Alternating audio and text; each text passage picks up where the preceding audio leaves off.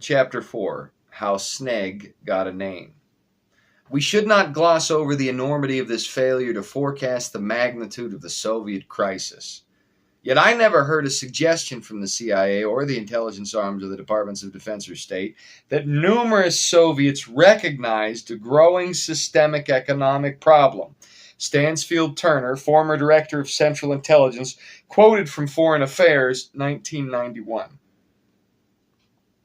The communities of Kamchatka knew the fall of the Soviet Union approached long before the CIA. Even the fall of the Berlin Wall came as a surprise to the CIA. In the real world, subjects such surveillance agencies tend to concentrate on are increasingly less involved with true security prerogatives of a given nation and more involved with dark spiritual chicanery that is shameful to reiterate. In the 20th and 21st century, intelligence agencies took the position in society that occult fraternities held in eras past. Meanwhile, such Illuminati and Mason groups transformed into mascots for intelligence communities orchestrating actual occult operations. The old secret clubs became the misdirection for the espionage magic tricks of the intelligence community, their convoluted psychological illusions. So it was, when the Berlin Wall was poised to fall, KGB interests began extracting and consolidating themselves, knowing what was to come, while the CIA soldiered on oblivious. Billions in KGB Black Ops funding were scattered across the world, and newly ex-Soviet gangsters at the top knew how to chase those threads down, but they'd first have to get rid of any competition. As the rats fell at one another when Stalin died, so the same happened again, albeit less classically, when the Berlin Wall fell. Regions like Kamchatka, shrouded in military secrecy, were hotbeds of betrayal and sudden doom. For a child of 3, this should have been a death sentence, and for many was. Mother was against father, father was against mother, and sometimes to the most profound tragic extreme.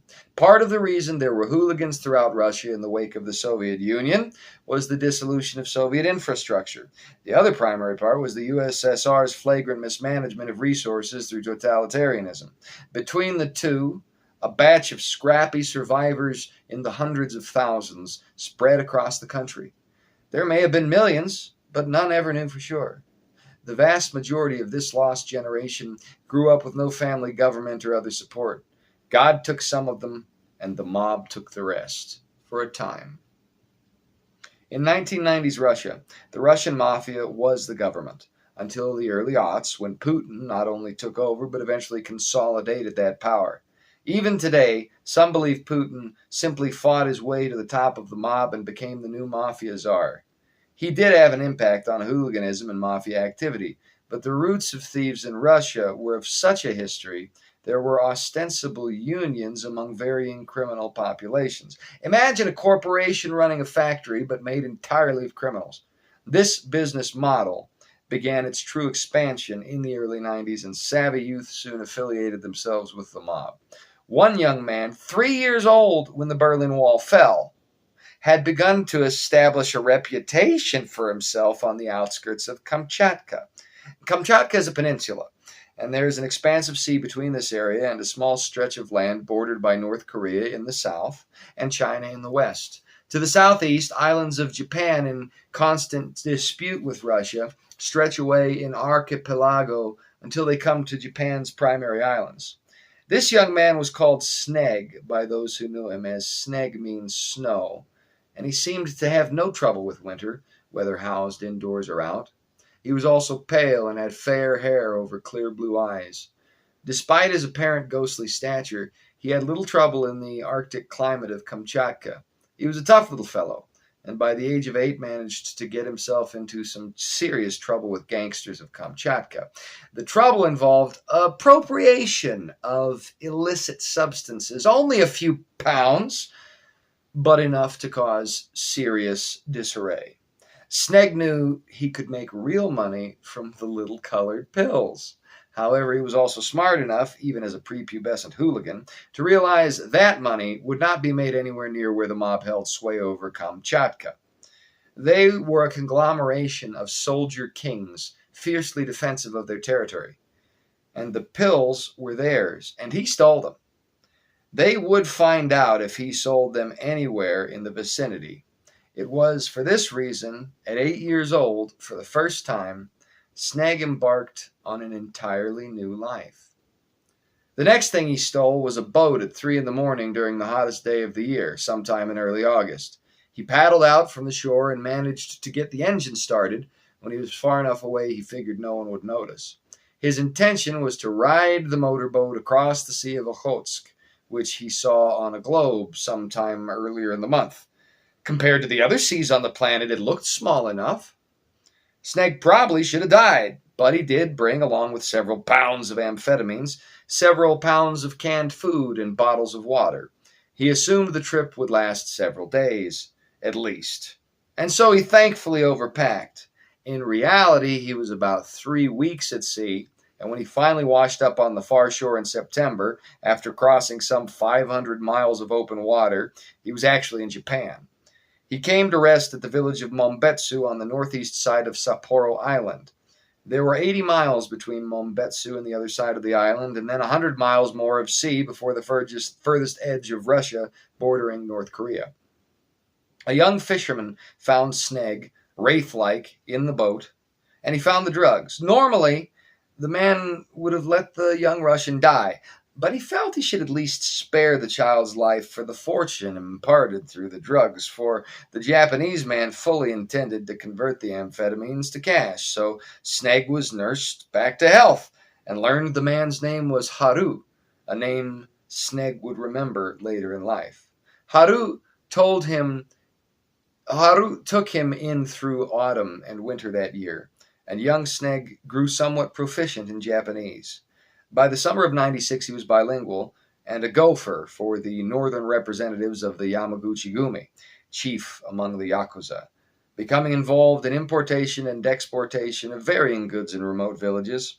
Sneg remembered these months well, as he was beaten less strenuously than when he worked with mobsters in Kamchatka, but he did begin to notice a certain dearth in the amount of money and resources he received for the work he did, and like a cat, hooligan Sneg decided one day, again in the heat of the summer, to move on. So he attempted again to cross a northern sea. This time he didn't steal anything to sell, but reckoned he learned enough to handle the seas better during round 2. He was half right. This boat didn't run out of fuel until he was over 70 miles out, and then there was a little sail he had no idea how to use. The winds weren't immediately in his favor, but eventually, after about 4 days' time, he managed to cross the Sea of Japan from the westernmost port in Sapporo. Again, Sneg intended to head straight, and again, the current and his inexperience caused him to drift southward a number of miles. His intention was to reach Nagaoka and start his own import-export business from the shore. He missed and somehow ended up drifting into a little bay near a town called Andriivka. Maybe 1,000 people lived there. But there was an artery of underground commerce in Vladivostok, north and east. Sneg arrived in the night, and though he was only without food or water about 24 hours this time, his provisions did run dry on the 3rd day, he was parched and famished. He broke into a little corner shop, stole his fill, and retreated into nearby mountain darkness. He lived on the fringes of Andriivka in such a way, spying out the town from a distance for several weeks, eventually realizing there was little chance of him becoming established as one of the bosses like he knew in Kamchatka or the Yakuza soldiers in Mombetsu. So he set off for Vladivostok, but he was only 9 by this time, and a hooligan who didn't even have a last name and never really knew his parents, only surviving by God's favor or dumb luck. But which is which? Little Sneg went completely the wrong direction. In about 15 miles, he came against the eastern border of China, shrouded in mountains. This was no small trek, but it only took a day for efficient little Sneg. He slept, then awoke, yawning, and sat Indian-style in the woods, scarfing fish from a can. Eventually, he tossed the can down the hillside in front of him and decided to follow the barbed wire Chinese fence behind and to his right, as he faced away, until the territory opened out into Russian steppe. He mistakenly thought the direction behind and to his right was north, when in fact it was south. Mountains go up, they go down. Borders aren't always straight as an arrow in one of the cardinal directions. Sometimes a fence might make a little peninsula about the top of a hillside. Sneg would have likely continued along the wrong path for about 20 miles, but a bear smelled him and the fish he recently consumed. The bear decided to sample both by eating Sneg, if that were at all possible. Sneg saw the beast a few hundred feet away, actually hearing the footfalls through the underbrush first. His eyes widened and he ran. The bear followed, but the terrain was slanted and uneven as it declined from the Chinese fence and its barbed wire. Sneg came to a place where there was a sheer drop immediately in front of him and a bear behind. He began to ease his way down the drop, but the ravenous bear appeared in his wake at the top of the hill, only 20 feet or so away. Sneg's heart was pounding and he wanted to freeze, but he wouldn't let himself. Even so, his footing wasn't sure and he slipped down the steep incline, and about the same time, the bear decided to come after him and both went tumbling down the hill. It is yet another miracle that the bear died at the bottom of the ravine and Sneg lived, though he was unconscious for a time. In fact, he survived the fall by landing atop the beast, which trembled several moments in a death rictus from a broken spine. Sneg didn't wait till dark. Sneg didn't wait till dark in the arms of a dead bear. This terrified him, but he witnessed many men die at the hands of others by the age of 9, and was able to compartmentalize his terror. He waited until morning, but all night there was a howling, a fearsome howling that haunted his thinking. In early light, he looked toward the source of the howling. The ravine down which he tumbled was very inaccessible, and he would have a devil of a time getting out of it. It was the sort of sheer drop between hills that was a tiny mountain wrinkle occluded in trees. Unless you knew it was there, you never would. Sneg was unbroken, but tired and afraid and curious. He went to the source of the howling and found it was wind fleeing from a cave. The cave seemed unnatural. At first, Sneg wondered if the bear lived there, but realized there would be evidence. The cave mouth had nothing to indicate anyone had been there in generations. It yawned before him and it stretched back too far to see. Also, Sneg had no light to illuminate his way. He did, however, know how to make a fire, and so he could make a torch if he wanted. If he wanted. The cave scared him in a primal way, but several yards the other direction, as the steep ravine opened outward, Sneg saw that its view on stretching forest was the edge of a straight cliff much more steep than that down which he fell, and led to another vertical drop of several hundred feet. Looking back at the steep V behind, he realized his choices were to chance this drop, chance climbing back up, or try the cave. He thought he could make the climb, but it was higher than any such climb he ever made before. He had no climbing equipment, nor knowledge of its use, and the prospect daunted him. Sneg turned to stand before the cave and made his decision. He was able to find some stones and some dry pine needles. It took him a good 20 minutes, but he got a spark and then a fire going. He put rocks around the fire to hold it in, then found a branch he couldn't get He couldn't get the branch to torch properly until he went and used some sharp rocks to cut away a bit of flesh from the dead bear. He covered the torch in the animal's fat. Sneg had seen bears skinned in Kamchatka and knew of the value of bear fat. When he got the torch in good condition, he turned to the cave and he swallowed. Before proceeding, he looked at the sky and felt something, he knew not what, drawing him onward and upward and forward. He said, "Help me if you're up there." But he heard nothing from the sky. Still, somehow his thinking and feelings were altered after this exclamation. Why he did this he couldn't quite say. It should go without saying young Sneg never darkened the doors of any spiritual facility, orthodox or otherwise, in the entirety of his life. But something compelled him. After a slow breath, Sneg went into the cave. As he traveled, he realized only the front was carved by human hands. 100 feet in, and there were banners of cloth hanging from ancient rope crudely beaten into the walls. They were colored gold and red, but their colors had faded with time. They bore some sort of East Asian writing. It looked Japanese, but wasn't. There were little circles on every other letter. They reminded Sneg of the heads on stick figures. It wasn't Japanese, though. Was it Chinese? Sneg didn't remember little circles on Chinese letters.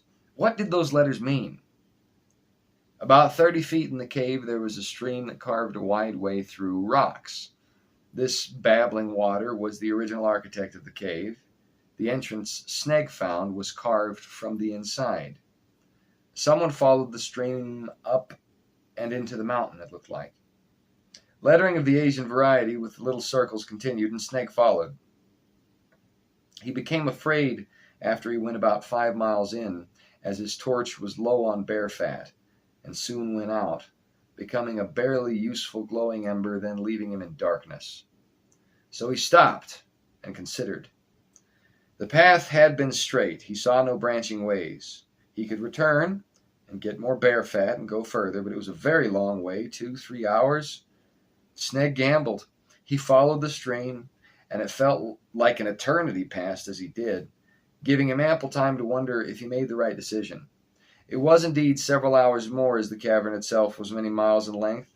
Those hours imprinted themselves on Sneg's memory, and he would become stuck in them during nightmares, awakening to darkness that was really still a dream, and screaming when he truly awoke in the world where he could see things again. But he would soon see many things worse than the feeling of that darkened, quiet loneliness in the mountain. Things that infected many more dreams for many decades to come. Eventually, Sneg came out the other side near Aidong in North Korea. The stream became a brook, and the brook came around a corner where a fist-sized ray of light illuminated the cavern's exit. As Sneg got closer, the light got brighter. Rock gave way to dirt, and then there were roots coming down at the mouth of the light. The little brook came out of a space under a tree, as though the tree were leaking water. It was actually a very large opening, but hidden behind tall grass and steep shoulders. It would be almost impossible to see it came from so deep under the tree unless, perhaps, you fell in. This exit was miles south and west of the Tumen River.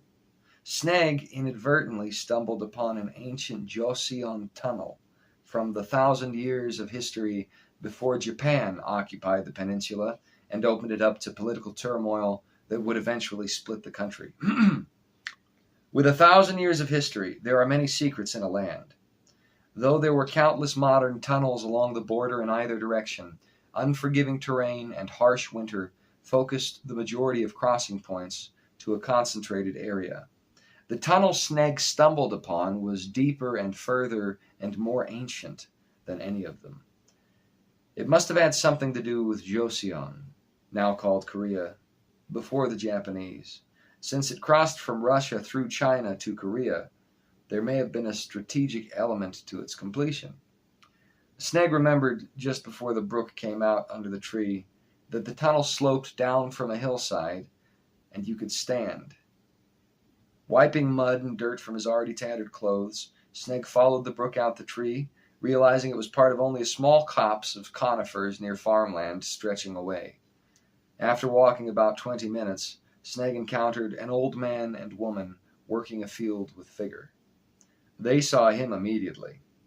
The couple were drawn and skinny, and they did not look of deep intelligence, but they were scrappy like Sneg, and found him to be a kindred spirit to them in certain respects, namely survival. Sneg had no trouble helping the old man and woman with their work in the field, and at the end of the day they brought him to a cottage barely large enough for them and isolated. It was against a hillside covered in trees, hidden away among them. Sneg remembered thinking what a safe house it would make. When they brought him along the way to the hidden cottage, they were always looking around, keeping him between them, and making sure none saw. Sneg didn't know why. There didn't seem to be anybody else to see. Sneg was tired, hungry, and put to work as soon as he was noticed. He didn't make any argument. He just hoped for something to eat and somewhere to sleep, his hooligan ambitions for Vladivostok forgotten. The old couple were seemingly kind, but they would look at him sideways sometimes, with an expression in their eyes that reminded Sneg of what he supposed a shark must look like. And then they would look at one another and then smile in a very disquieting way. Sneg had no way of knowing North Korea, the world's hermit dictatorship, was in the midst of its worst historical famine.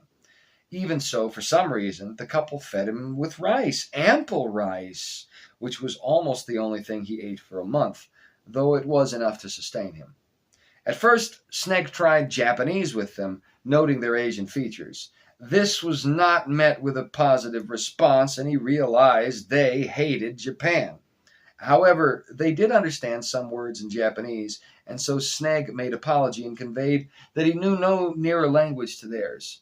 They reciprocated in Russian, that made him laugh, and so gave Sneg an idea of what he must have sounded like to others when he tried to ape their language. By 2 months, winter was pushing on autumn in the land. Sneg worked with the couple and stayed at their cottage when they were gone. They conveyed to him that he was never to be seen by anyone, for if he were, he would be killed, as the country regarded any foreigners as spies. He was happy to oblige for the time being. If things went sour, he knew of a tunnel where he could escape. They were quite curious as to why a Caucasian child was in North Korea, but their questioning of him through gestures and broken Japanese was always minor. Sneg was only beaten once or twice, and that more in a communication capacity than anything abusive. By the time the first snow fell, Sneg was able to speak a little Korean, and was even beginning to get the northern accent down. It was the only one he encountered, after all. This was how he got the name he would eventually keep. The old man was named Kim Ju-bin, and his elderly, emaciated wife was Kim Ha-woo. Sneg asked what Korean name he should have, and they shook their heads, indicating this would be inappropriate since he was not Korean or part of the Democratic People's Republic of Korea. Sneg didn't fully understand these words, but they reminded him of Kamchatka from his furthest youth in terms of party vocabulary. Socialists always have long names hearkening to freedom and democracy when no such state of affairs defined their actual administration. Sneg asked about what words like democratic and republic meant, and was treated to a lecture on Juche-flavored Marxism, extolling the virtues of the ideology's great leaders and how they saved the world, so that only Korea survived, while everywhere else languished in famine worse than was known in all history, and all because of the American bastards. What are American bastards? I have heard you say this, Sneg asked. American bastards are the devils of the devils that frighten even devils. If you cannot kill an American bastard, and you must choose between one of those and the worst devil you can imagine, choose the devil. You will do better. Elderly Ju-bin said this, chuckling as he did so. Did you think I was an American bastard? Ha-woo answered before her husband. They are fair of skin like you, but you are of our neighbors to the north, who helped Korea against the American bastards. But the American bastards killed Russia, and that is why you had to come here. And it is amazing you made it across that river in one piece. I didn't come across a river, Sneg said. However you came, Ju-bin replied. We are glad you are here. We are very, very glad you are here, our little Sneg. And he started chuckling in that weird way. I'm glad I'm Korean too, and not an American bastard. No, Ju-bin said, you are not a Korean. You are of our neighbors to the north. That is why you are called Snow or Sneg in their tongue. It's only a nickname, Sneg said. Well, Ha-woo thought a moment. What could you be? She sat Sneg on her lap and looked him in the eye. You are mighty revolutionary, no? Like Marx. But you are tough, and you are smart, like a Lenin. But you think things out, like Engels. and you learn to communicate in Korean in October, a revolution of your own thinking. I know where you're going, Jubin chuckled. You should be Melor, Hawu continued. This is a name known in your land from when the Soviets were in control, before the American bastards stabbed them in the back. It is Marx, Engels, Lenin, October Revolution. This is not in Korean. But our first great leader, may he rest in peace, brought learning from our brothers to the north. And I have always liked this Russian name. Melor, Sneg said, tasting the word. We'll call you our Mel for short. Jubin said this over his shoulder, then came to the table with a bowl of rice, and the three shared a meal. Eat up, Amel, eat up. You must be strong for the future, Hawu said, and smiled at him with her missing teeth. Her and her old husband shared a laugh. Melor, Sneg said again. I am Melor. He looked up. Melor suits me. Good, very good, said Hawu. Melor ate heartily and slept well that night. As winter wore on, the rice he was fed became less and less, until one day there was none, and there was also little laughter in the house. The dung men came and went already, and they did not offer enough remuneration for the piles of human refuse under the outhouse of Jubin and Hawu. It was an odd practice to Melor, selling human dung, but this was necessary year-round because of the famine brought on by the American bastards. Melor didn't remember it being so bad in Kamchatka, but he may have missed it. He was even younger then. All he knew was that he sure hated those American bastards, at least until he saw something he shouldn't that forced him to reconsider. There was an old metal stove in the shade to the side of the little shack, almost as it came against the hillside. Jubin said it was only used for community gatherings on holidays. One brisk day, Melor found the grill stocked with spices, plates, and all the fixings for a great meal. He assumed there would soon be a community gathering, and he let this be known to Hawu, saying, I know I must hide when the people come for the gathering on Dongji. But can I have a plate of the food? I have not had any meat in so long, and there must be meat if you are preparing the grill in winter.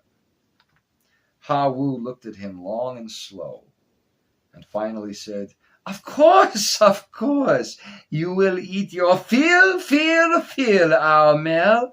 You will eat your fill. And she started that strange laughing again, then continued, But you have to wait here for me, okay, Almel? Wait here for me. I'll be right back. Melor felt something in him, something like when he asked the sky for help before he entered the cave, something telling him not to follow her request.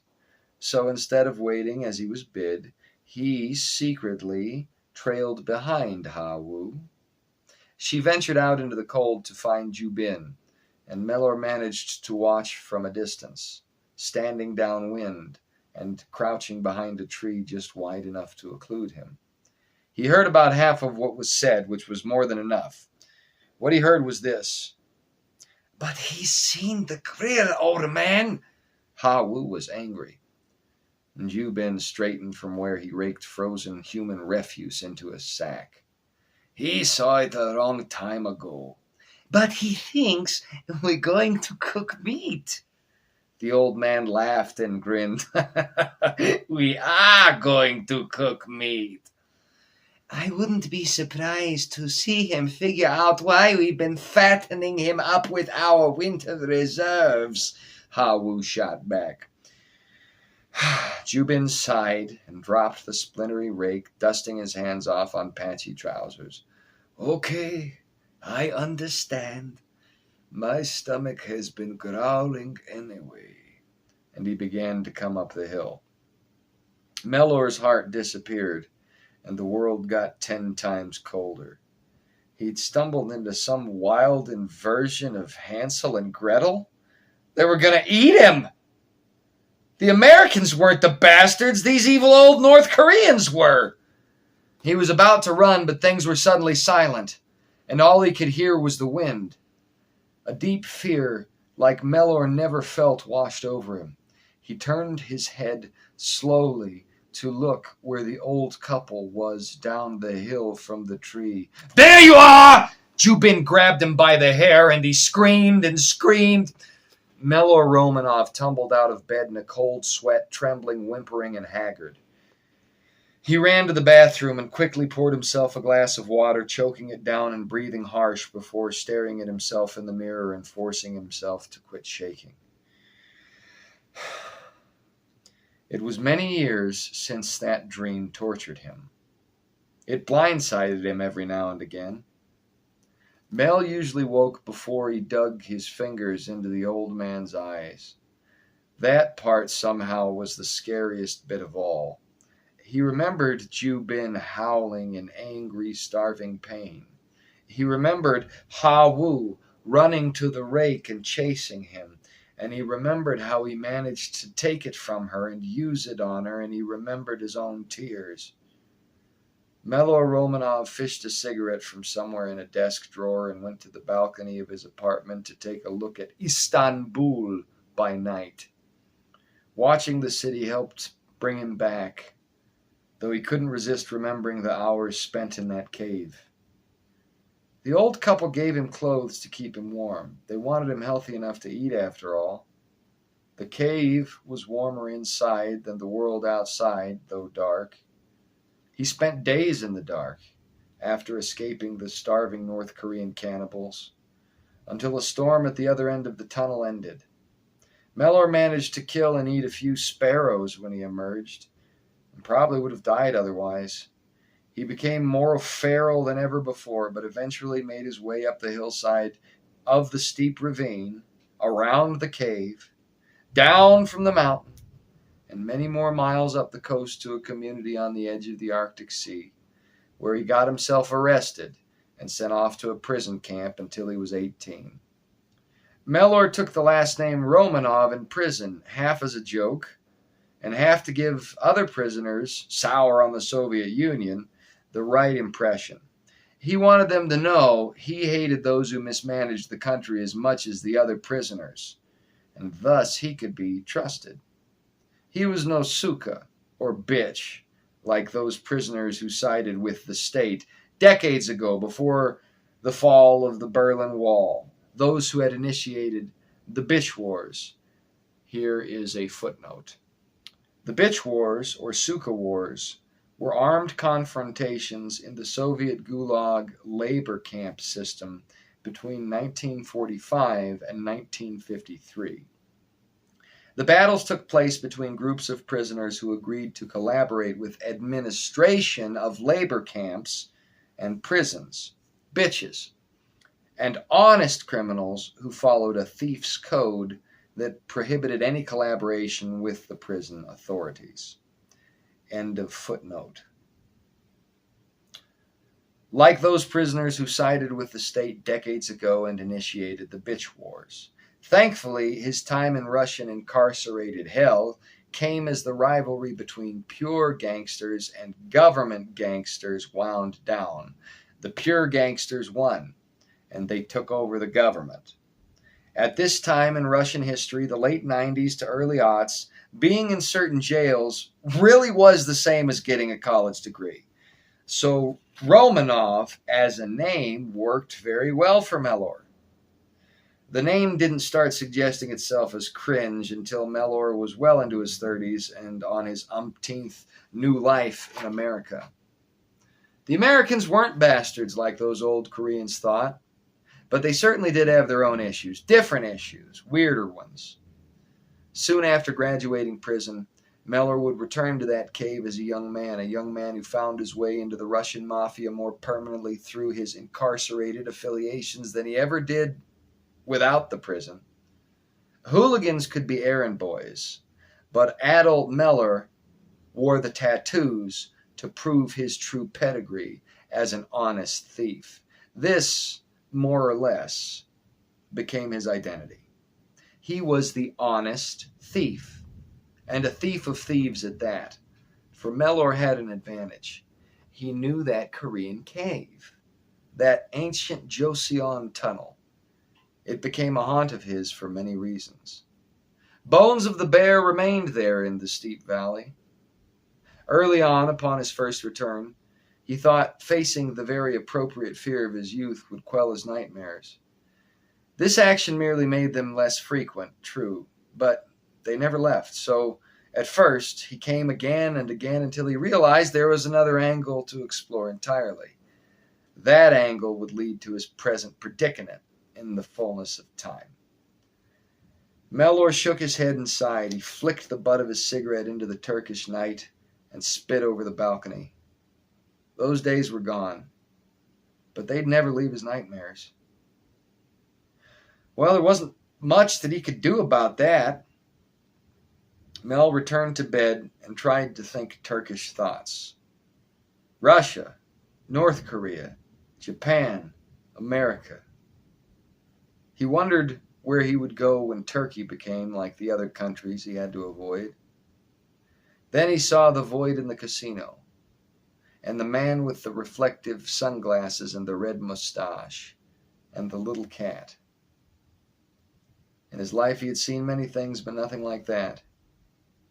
Yet in context with his past, his present, and the uncertain nature of his future, somehow he had to force his mind to remember it. This memory was fuzzy and it escaped from him. So he fell asleep, chasing it through the windmills of his mind.